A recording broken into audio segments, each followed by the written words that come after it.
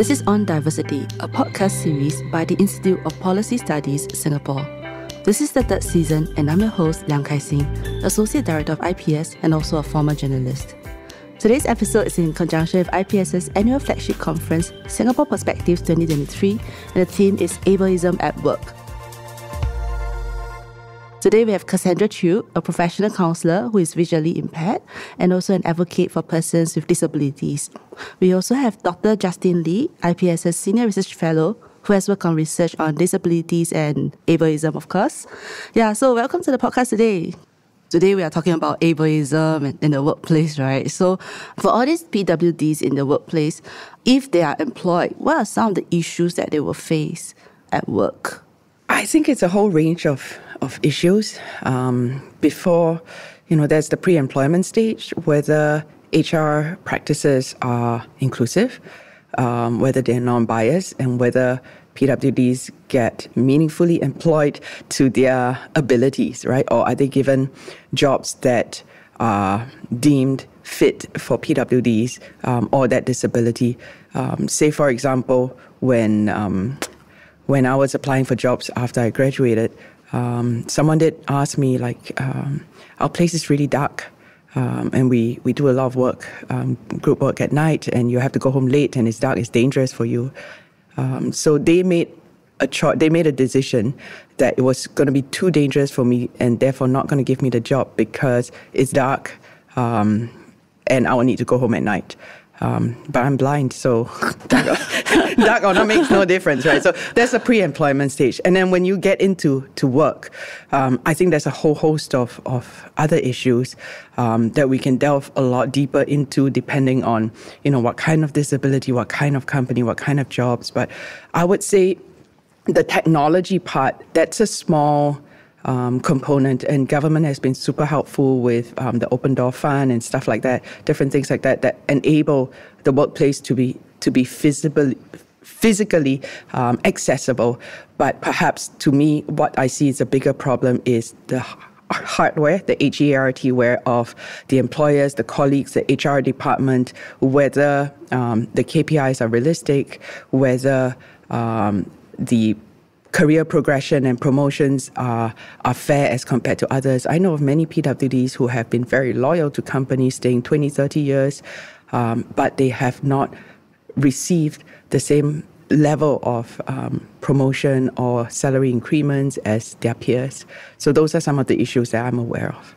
Justin, you did a participatory research project and you found some forms of discrimination in the workplace. Can you tell us more about it? Yes, so there was a project with the Disabled People's Association, and the good thing about that project was that we trained the people with disabilities to collect the data. So they had conversations with their own communities, and then it was better than having a researcher collect data. And so along the spectrum of, we found overt forms of discrimination, right? And those were, obvious forms of exploitation, maltreatment, and abuse. And that was, I guess, maybe expected. But we also found a whole series of covert forms of discrimination and even lots of behaviors that were morally ambiguous. Okay, wow.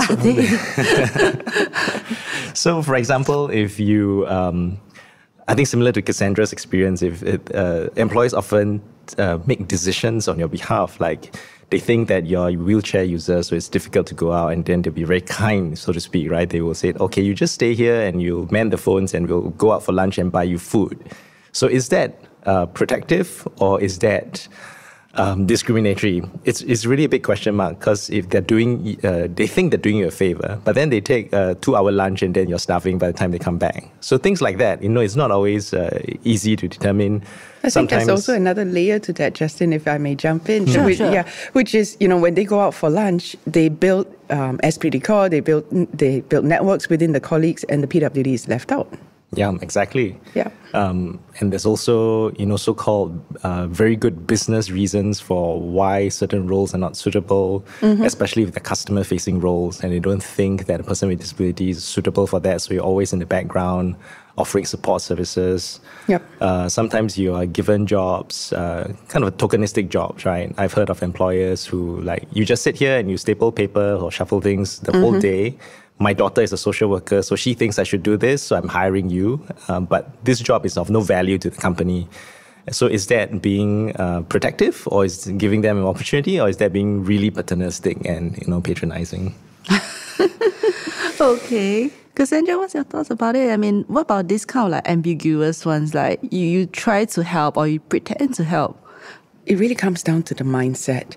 In one of the paragraphs in my book, A Place for Us, I wrote about inclusion and what true inclusion really is. To me, at least, I'm not sure about others and can't speak for everyone. True inclusion isn't about pushing a PWD into a chair, forcing their mouth open and shoving food in their mouth. That has no dignity. But what is really inclusion is enabling this person to allow them to reach their maximum potential, whatever that might be. Right? All of us have different potentials, different abilities, whether we are disabled or not. And it's having that level playing field that without the prejudice, without the discrimination, without the ableism, that a PWD can reach their potential. This recent announcement by the government that Singapore aims to have 40% of working age persons with disabilities employed by 2030, up from about 30% between 2020 and 2021. So Cassandra, what's your thought about this? My initial thoughts was when I saw the headlines on the news is great. Any small win in the disability sector is a huge win for us because there's so little to start with. But I wonder what constitutes the 30% or the 40% in terms of work and jobs, and whether these are jobs that will enable a PWD to live a meaningful life in terms of, say, if this person was a micro or gig job with, a couple of $100 a month, would that be considered one of the 40% or 30%? And is that sufficient to help this person make ends meet? Okay. So what about you, Justin? I echo Cassandra's sentiments that it depends on the job, right? Because not every job is a good job. And even though every win is good, I think it's important to determine what kind of jobs are they getting and whether they have a choice in the matter. People with disabilities, they are of quite a wide spectrum, right? In a way that they have difficulties in different ways and all that. It's also quite difficult for employers to figure out, like, how do they hire PWDs? How do they, like, make them feel included? If I'm an employer, I would find it very difficult, actually.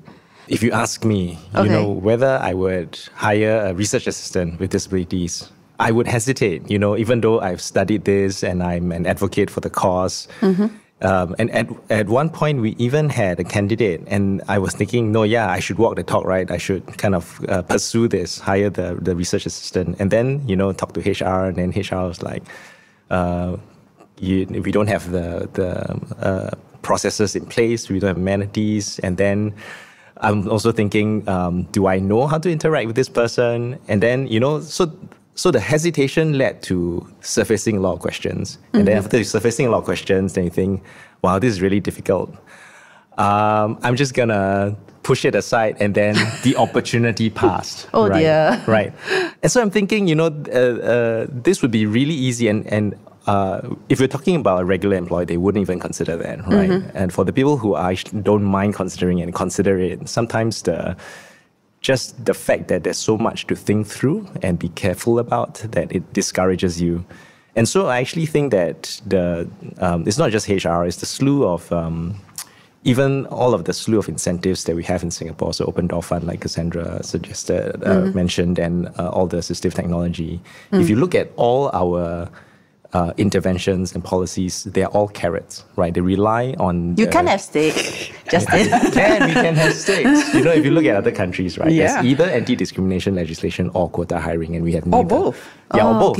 Okay. Yeah. I guess what So those are the mean. stakes. And I'm thinking, if NUS told us, we should hire 10% of people with disabilities, immediately then I would, jump into action. Yeah.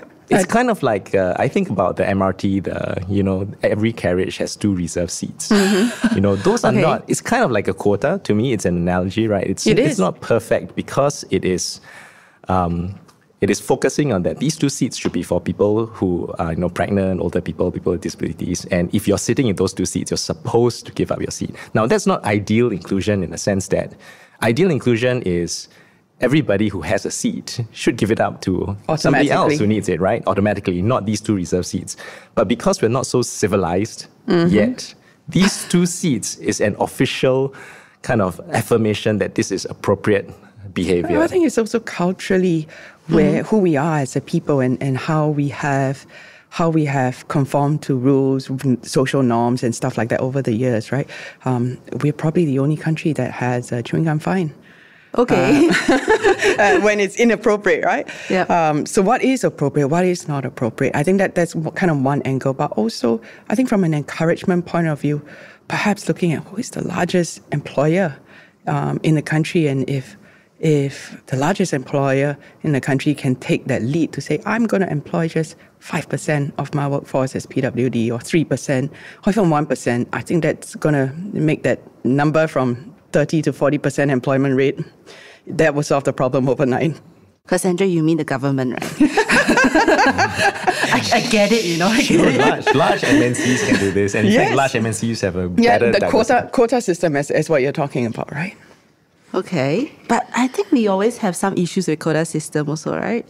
Yes, we're very business friendly, so we're very reluctant to go there. But actually, in my mind, there can be a tiered quota system, right? So if you are government or you're a large employer, revenue, or you hire more than how many people, then there's a quota that applies to you. And then you leave your SMEs alone, for example, right? Yeah.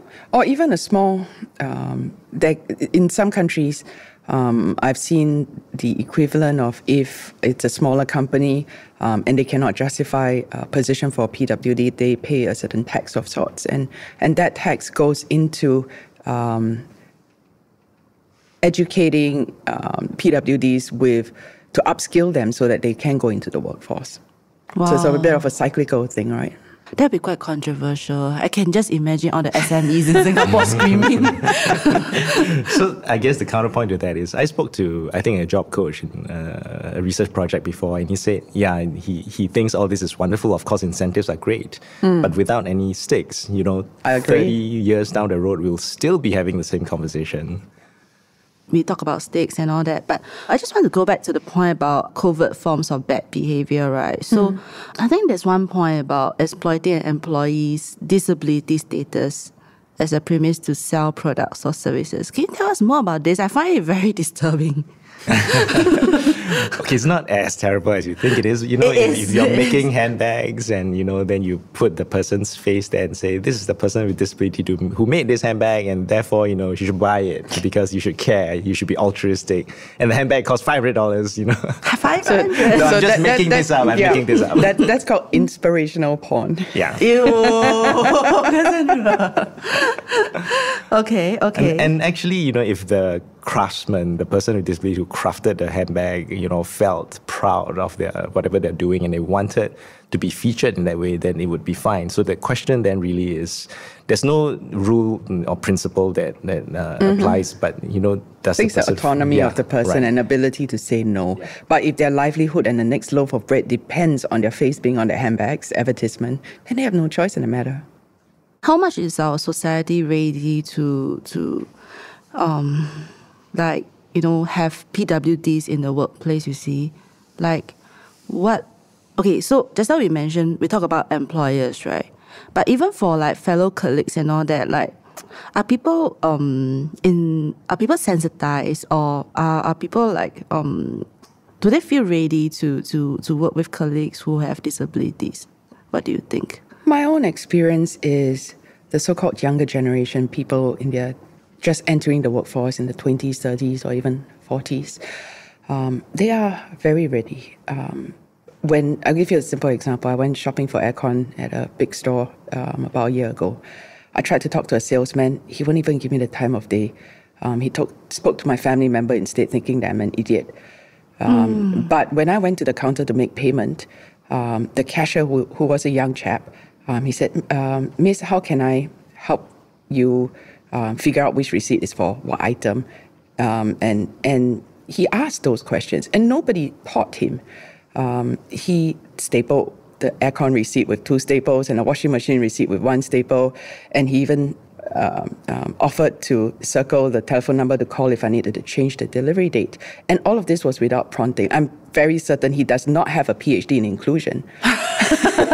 And you really don't need one, right? At the end of the day, inclusion is around having a heart. Inclusion is around treating someone the same way you would want to be treated if you are in that position. Justin? No, that's just beautiful because I think so. I think, in fact, people who have PhDs are probably the worst at doing these things. I think it's a matter of, you could go for an inclusion workshop. You could go to different disability organizations to, figure out how to interact or accommodate them. But it's really, there will be no lesson that applies across contexts and people. And so you just have to care. And once you care, you figure a way out. Correct. It's not hard. It's really not hard. When there's a will, there's a way. I think this is a bit of a difficult question. I think just now you mentioned also about Singapore's biggest employer, right? And the thing is, in a society that keeps emphasizing on meritocracy and all that, right? And choosing the best people for the job and all that. How do we reconcile this? I've got a very simple suggestion to kind of resolve that. I'm not asking that the Singapore's largest employer have to employ 5% PWDs tomorrow. Okay. It can be a tiered system, right? They can start with 0.5%. They can tier that up over 2 years to 1% and so on and so forth. But in the meantime, if nobody trains PWDs or upskills them and gives them the sufficient skills to work in open employment, then all the skills they'll have is to, lack of a better word, do sheltered workshop kind of stuff like weave baskets or pick up the telephone and say hello. But if we give them the right education, because most, if not all, of our PWDs are exposed to mainstream curriculum. So whatever our other fellow Singaporeans study, I would say 90-95% of the time a PWDs would study the same thing as well. So why can't they do the job? They may lack some skills that need time to upskill, maybe 1 year, 2 years, 5 years. And if you don't put a plan in place, 50 years, 100 years down the road, we'll still be asking the same question. And it's actually not as scary as you think it is. Whatever the percentage is, then everyone's thinking, oh my gosh, then I have to hire somebody and I don't know how to do it. And actually, inclusion is a system-wide kind of trait. If government hires whatever percentage, it doesn't mean every single department or sector needs to have that percentage, right? The government could be inclusive in the sense that it hires 5%, but not every single agency or department would need to have that because it can be balanced out. Yeah, it will be balanced out. And so even having that aspiration, it would be wonderful. We mentioned about, so the larger employers and all that, but obviously, is there anything that is like systematic that we can teach employers to do? Is there like a checklist? Or, when we talk about discrimination against gender, discrimination against like sexual orientation, all that, there's always this like this checklist, like what you're supposed to do, what you're not supposed to do, right? So is there something that can be developed for I think PWDs? a lot of the larger companies have a D&I, diversity and inclusion person in charge, right? And that person will be able to drop the list that is suited for that particular trade or job scope because it's a function within HR. And I would say every company's needs is different. It's going to be, of course, the overt discrimination you shouldn't be doing, like having a different system as compared to the other staff for the PWD. But I think that's a no-brainer. It's about just treating everyone the same. And the D&I lead in the company can take that initiative, I think, because at the end of the day, it's about being kind, being caring, and giving some consideration. And there's also the danger of checklists becoming tokenistic. It's just you check, I did all this, and therefore I'm inclusive. If you do go to depending on the disability, whether you're deaf or you're visually impaired, these associations or organizations can give you a generic kind of workshop on how to interact, but every case will be different. So I think like Cassandra is saying, if you care enough, you would look at the person that you are hiring and figure out, what are the workarounds, what kind of reasonable accommodations can be made. Communication, right? Talking to the person. They may not need anything from you, but you think they need a lot. They may not. I certainly didn't need special lights stringed up at night to help me get home for that job. It wouldn't have made a difference, right? Okay, but Cassandra, because you are a person with PWDs, right? But what are your personal experiences like? If when you were working in some workplaces and all that, and do you think there was some progress made like over these few years? Quite a loud sigh. Is there some progress made? I think employers have certainly started thinking about it. But like what Justin said, there is a lot of obstacles which people put up on their own, fearing that this is too big to tackle. But at the end of the day, whether there are improvements, I think that there are small wins that we see PWDs gainfully employed. But if we're talking about the gainful employment of PWDs, people that are earning enough to pay income tax, I'm not sure if that true number has reflectively gone up over the last 10, 20 years. I'm not a researcher, so maybe Justin may have a little more data around this, but based on my personal observation, I have not seen more of my peers being employed in a meaningful way as compared to 10 or 20 years ago. No, I've not done any research on this. Okay, but yeah, so what do you mean by employed in a meaningful way? I mean, what's the definition? Probably the same as what you would regard as meaningful employment. Do you find your job meaningful and engaging? Oh, that is hard to say, man. Do you find your salary commensurate with your peers and how much and what education you have and what experience you have? Okay. Right, those are kind of the questions. Most of the times, PWDs will be very thankful if they have a job that pays them $1,000. But this is Singapore in 2022. What can you do with $1,000? Okay. I guess it's an abstract question, but so there are various values or guiding principles behind it. First, do you have choice? Do you have choice in the kinds of jobs that are open to you? Do you have adequate knowledge about these jobs? If a job coach is trying to put you to this or that interview, do you understand the considerations of taking this career path or that and down the road and what it implies for you? And once you do want to try the job, do you have autonomy in making your own decisions? Or is it your parents are saying, this is too dangerous for you, or the professional is telling you, why don't you do this instead? It doesn't look like that's suitable for you. And then whether employers give you an equal opportunity, whether they respect you. So tons of kind of guiding principles like that, I would say applies to all of us just the same. Mm-hmm. In the wider society, not just in the workplace, I feel that Singapore is just not very friendly, right? Like for people to get around or leave their house to get to the workplace. I disagree completely with that. Are you serious? Yes, I have said many, many times that as a Singaporean, I'm really proud. In my lifetime, it's gone from big steps and curbs everywhere, no audible traffic lights, etc. So when I was a kid, I never saw any disabled person walking around. 40 years down the road, there are a lot more of us out there. So the physical environment, BCA and MND has done a fantastic job. Compared to anywhere else in Asia, we are leaps and bounds ahead. I see. Yeah, I think physical access is... I mean, of course, there are gaps, right? It's not perfect, but nowhere in the world is perfect.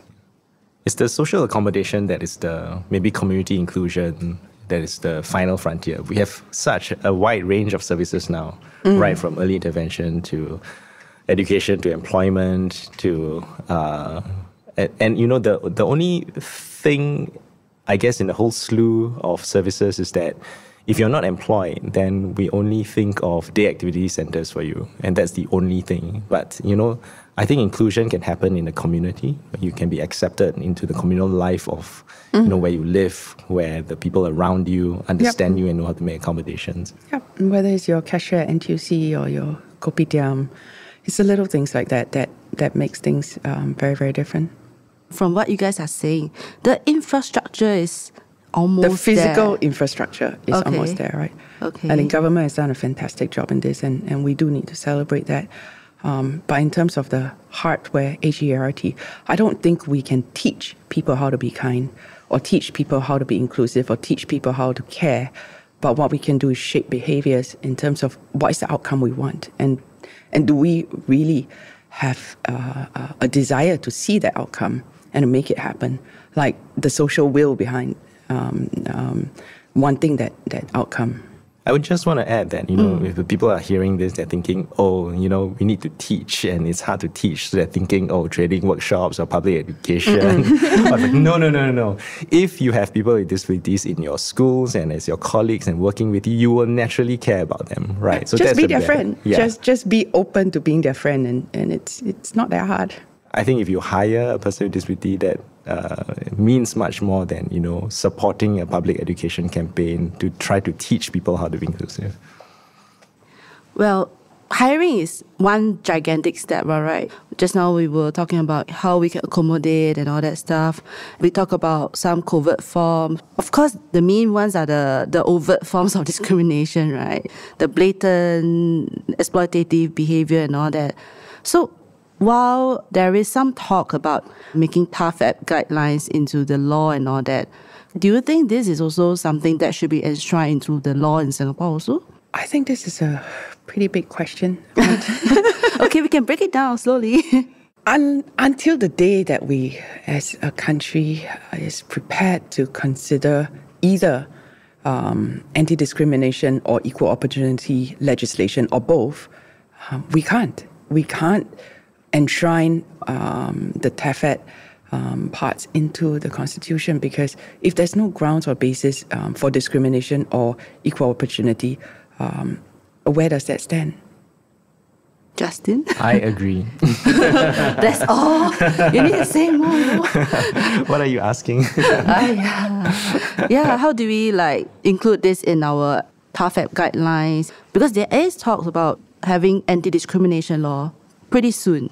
So while we might have guidelines for anti-discrimination, for racism, sexism and all that, what about ableism? How can we include this in the law too? I mean, I haven't thought about it that carefully or studied about it so much. Sure. I'm also kind of worried about how it's like the United States, where it's such a litigious society where, every single thing becomes a lawsuit. But on the other hand, without some kind of legislation to protect people, then it also doesn't... It's kind of like a free pass for employers who want to behave badly. Yeah, but I don't have a deep enough, broad enough understanding to arrive at some kind of position about it. This podcast series and in the new season, we are talking about sexism at work, racism at work. These are more established, and people are really having a lot of conversations about this and all that. But for ableism, I think it's for comparison there, you see, with racism at work, with sexism at work. Correct my understanding or help me. But I think a lot of these are actually enshrined in our constitution, right? Stuff like even in our pledge, if we look at that, where gender, where race, we are a multicultural society, and that's something that we all believe as a people, that we should accept you, whatever color, whatever language you speak. But around disabilities, that's not as clear. So I'm not sure where do we even begin if you're going to enshrine it into anti-discrimination law or legislation, where to start. Okay. Yeah, and it's actually so complicated because with sexism or racism, I might even say that the discrimination is clear if you pay women less, right? If they're less represented on the boards, and that's clear. But for disability, because the functional impairments of some people with disabilities, right, actually don't allow them to do some jobs. I mean, that's the reality. And their limitation, they may not, say me, for example, if a hospital doesn't want to employ me to be a surgeon, doesn't mean they're discriminating me, right? They're not, because I can't do that job. But there are many other jobs that I could do. So unlike the employers and many people like to talk about the business case for hiring a person with disability, and there will be people who just require a chance and they will get the job and they will do well, but there will be many others who there simply is no business case for hiring a person with disability compared to somebody else they could hire. And then what about that? If there's no business case, are we saying then too bad? Or are we trying to make provisions that even they could contribute, right, in some way? And I think we should even expand the concept of work, because not all paid work, not all paid employment constitutes work, right? There's a lot of work you do in the family, in your community. That's all meaningful work. And if we expand that, there's actually, I don't see why anyone who is willing and able cannot contribute in some meaningful way.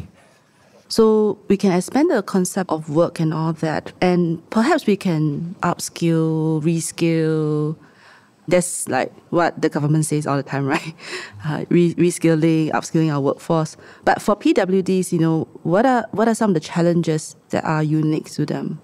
I think, it depends on whether all these training providers are accessible in the first place, right? Whether if you are blind or if you are hearing impaired, do they have, Is that a bad word? I'm sorry. No, it's not. Rude? It's not at all. Absolutely not. I'm blind. That's it. No, there's people. I observed a vigorous debate about whether you call somebody a person with autism or an autistic person, and then some of that community was trying to reclaim the word autistic, and they were proud of it. Yeah, it's like deaf. And people were having such a heated debate, but I loved it. I love that, you can fight about these things. Okay. Yeah. But I think coming back to what Justin just said, why I laughed is because I experienced the same thing. When I tried to go to use my skills future credit, I was faced with the same roadblocks.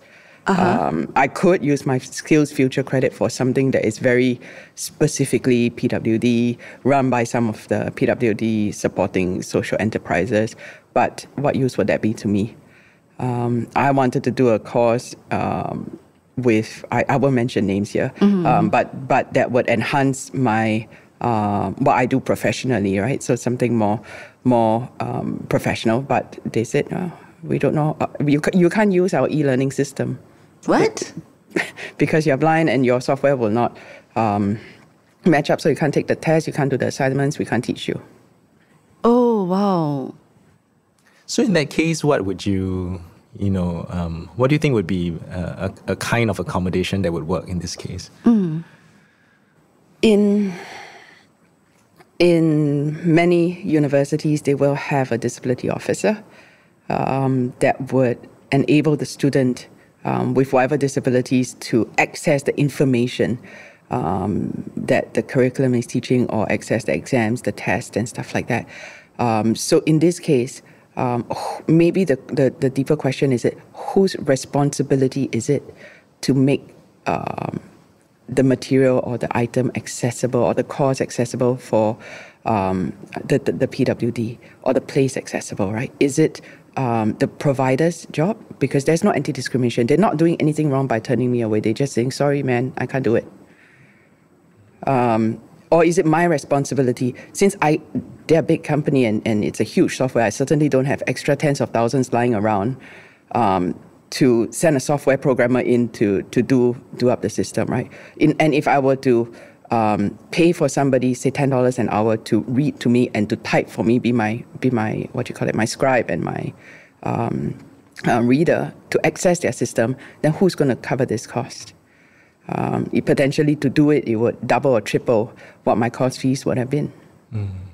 That's kind of interesting because, there are disability support officers in universities, and maybe Skills Future can have a disability support office for all their providers. So if there's a request that comes in, somebody comes and figures a way out for you to access a curriculum. Yeah.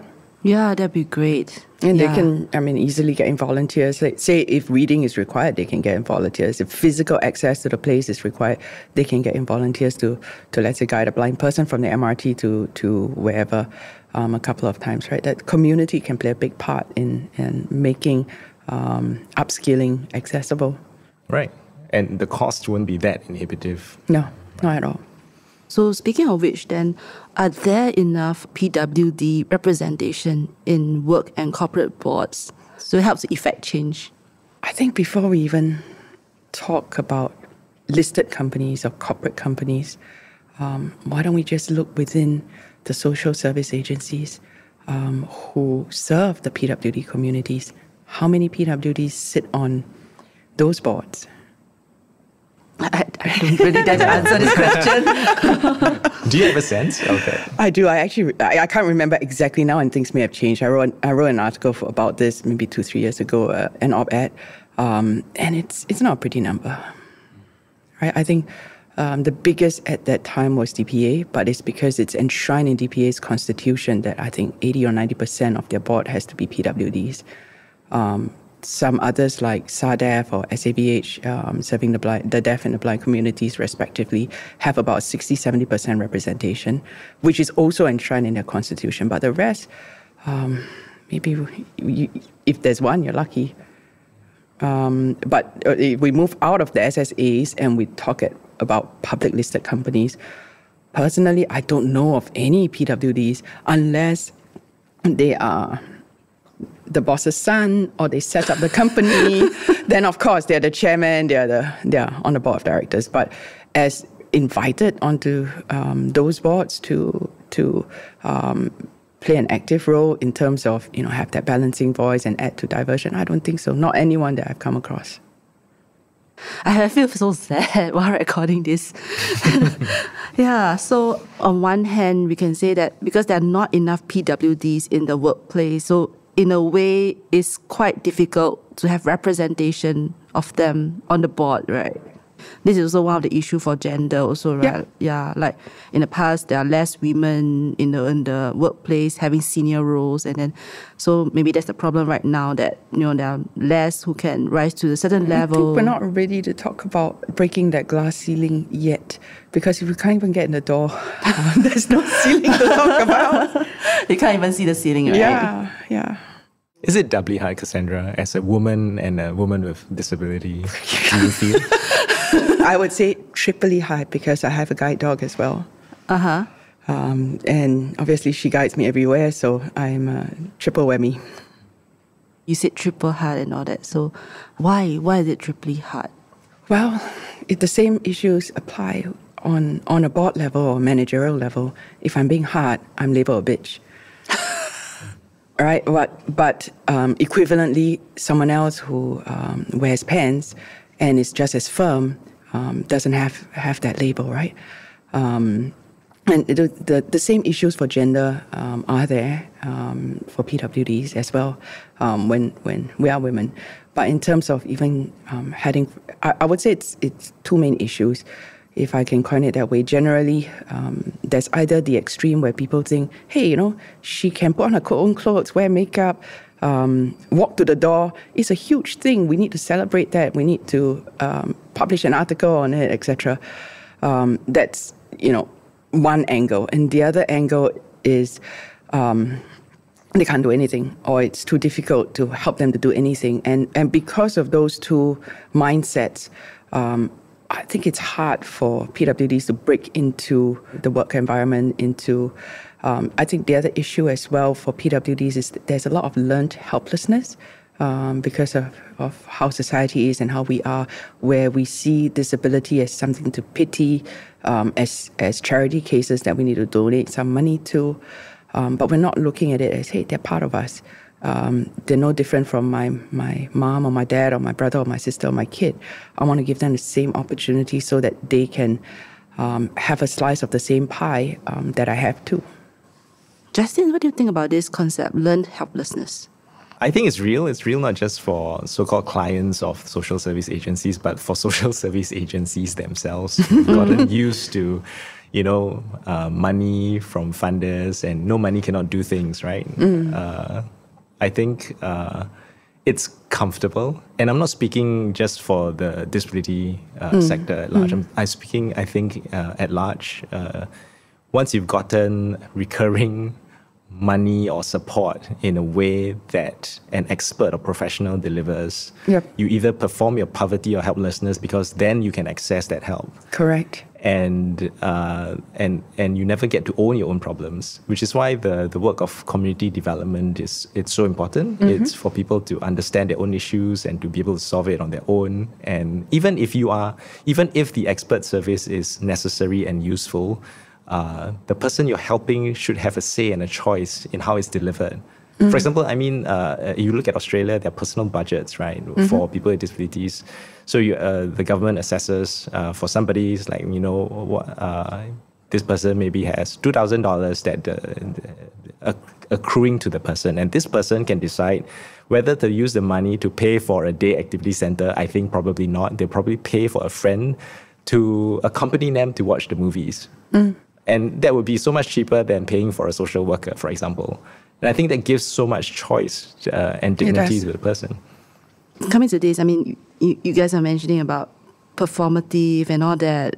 I guess in the charity organization and maybe in Singapore's context, that you do need to play up this part a bit in order to get some donations.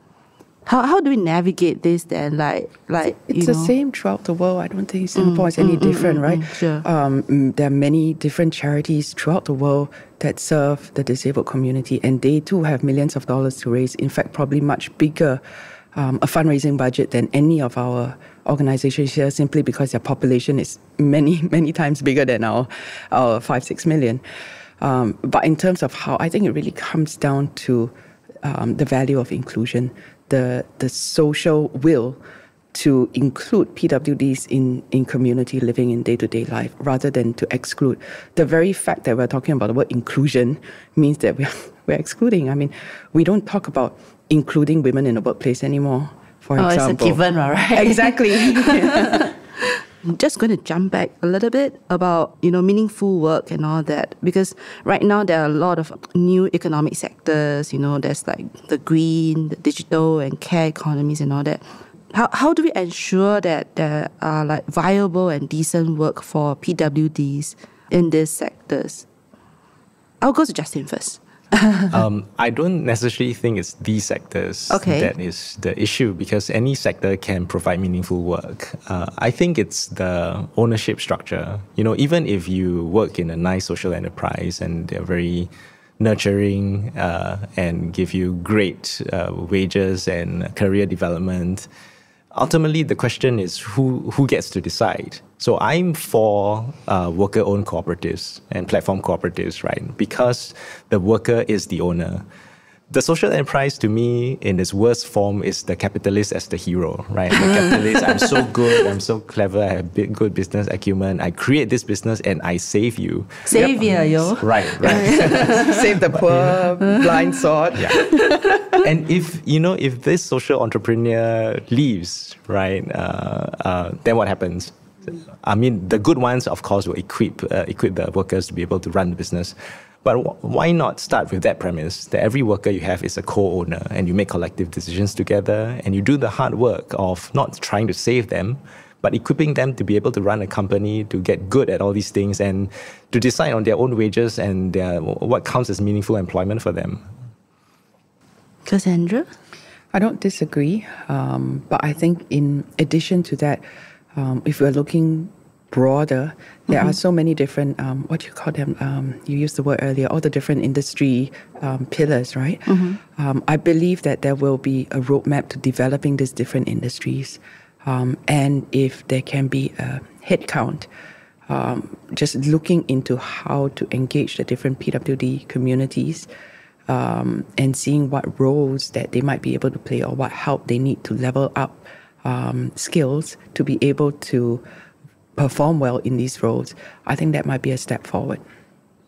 Some of this work, especially COVID, right, which normalize working from home, you can remote work and all that. Do you think that actually help PWDs in assessing this kind of like higher skilled jobs in general? Yes and no. Because if the employer is unwilling in the first place, or has a prejudiced mindset towards PWDs, doesn't matter whether they come to work or not. And I'm uncertain as well whether remote work is here to stay or not. I think it's quite split at the moment, people's views or mindsets about it. And at the end of the day, a business is a business, and productivity will need to take precedence. I'm also reminded of, you think Zoom has been a great equalizer, but I'm reminded of this conversation I had with somebody, and they said, look at these toilets for people with disabilities, and it's been designed, with big spaces and handlebars, so it's really great for the wheelchair users. But somebody who was blind said, I actually don't like those toilets because they're so big. I can't feel my way around the amenities. I don't know where I am because it's so big. And I get lost. And so therefore, there's no universal design is like a nice ideal, but it doesn't always work. So I don't know if remote working works for some people, surely it might inconvenience others. Correct. So I think it's around, it still comes down to the mindset of the employers. If they are willing, and let's say someone is physically unable to travel to the office every day because of their disability, then giving that level of accommodation to the employer, I think it's fair. And perhaps what COVID has taught us is, working from home is possible. What is your vision of the place of PWDs in the new social compact that the 4G leaders are working on? Justin. I can go first. I think there should be more meaningful participation, and actually that we should. So, for example, I'm thinking about, let's say, the Enabling Masterplan, right? It's done and it's consultative, but why not, just have the disability community form and elect their own representatives, right? And the caregivers can be part of this, and the different disability groups, and they form their own electives, and they have their own conversations, and then they articulate and consent to a set of policies or principles, and then it gets consolidated and gets presented to MSF. And then MSF minister can, if it's too scary to give so much power and discretion, they say, I have the right to veto given this, but it will be hard, it will be so, I think about participatory democracy, right? And all I have is a vote every couple of years, but also, my town council asked me the flat want to paint what color, red or green, and that's it. But if you could do that, I think it would be so meaningful, and actually it would free up policymakers from having to have and to centrally convene so many conversations of which you cannot absorb. And when there's a diversity of view, you just kind of go to the more convenient answers and you leave out others. But this process can be, I'm not saying it's easy, it's going to be difficult to do right, but it's not rocket science either. But I'll echo that, definitely. And, at the end of the day, if we screw up, we only have ourselves to blame. In terms of not having good policies and all that, or if there's too much infighting. The essence of it is really nothing about us without us. And if other people are making decisions for us, we lose a lot of autonomy in whether it's work, it's community participation, even within families. When we don't have socio-economic value, what right does a PWD have to speak up at home? And those are kind of all bigger issues as well. So I would say if the vision or the dream that I have is hopefully one day in my lifetime we can stop talking about inclusion, because like women at the workplace, it will be a given. Thanks so much for joining us today, Justin and Cassandra. Thank you. Thank you. Thank you. On Diversity is a podcast inspired by the Institute of Policy Studies Managing Diversities Research Program. We are available on Omni.fm, Apple Podcasts, Google Podcasts, and Spotify. Please follow or subscribe to the On Diversity podcast to get notified when we have a new episode. You can visit our website, ipscommons.sg, for more info.